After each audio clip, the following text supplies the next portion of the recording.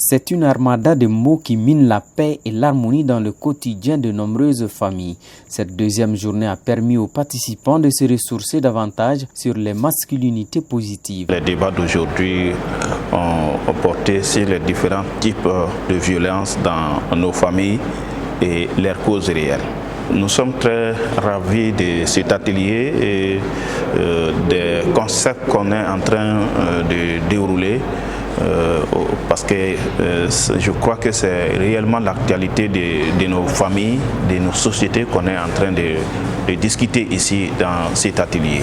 À travers vraiment ce débat, à travers les explications du facilitateur, nous avons appris beaucoup de choses. J'ai appris que la cause profonde, comme il l'avait demandé au cours d'un exercice, et les causes profondes, nous avons cité beaucoup de choses qui étaient en réalité des facteurs, mais la cause principale même, c'était le pouvoir qui est mal exercé.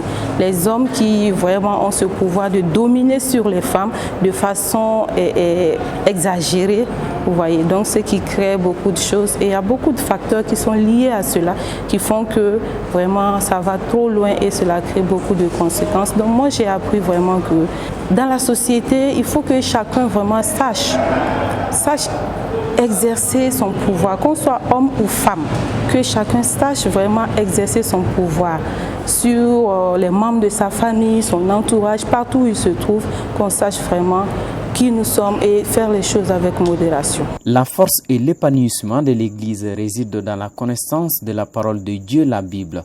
Lorsque cela est compris en vérité, la consolidation de la paix et l'harmonie familiale deviennent une équation facile à résoudre, gage d'espoir.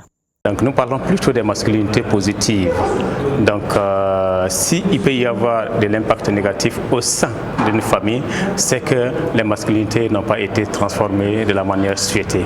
Mais une fois que les masculinités sont transformées, c'est plutôt l'effet positif. Qu'à cela ne tienne, il peut y avoir, si les principes, les processus ne sont pas bien connus, bien maîtrisés, donc les gens vont soit sur-utiliser les pouvoirs ou sous-utiliser les pouvoirs. Donc dans les deux cas, il peut y avoir vraiment des positions négatives. Et le sujet vraiment de la Bible, c'est que vraiment les gens vivent en paix dans les familles. Et quand on parcourt le Nouveau Testament, on ne parle que de la famille tout entière.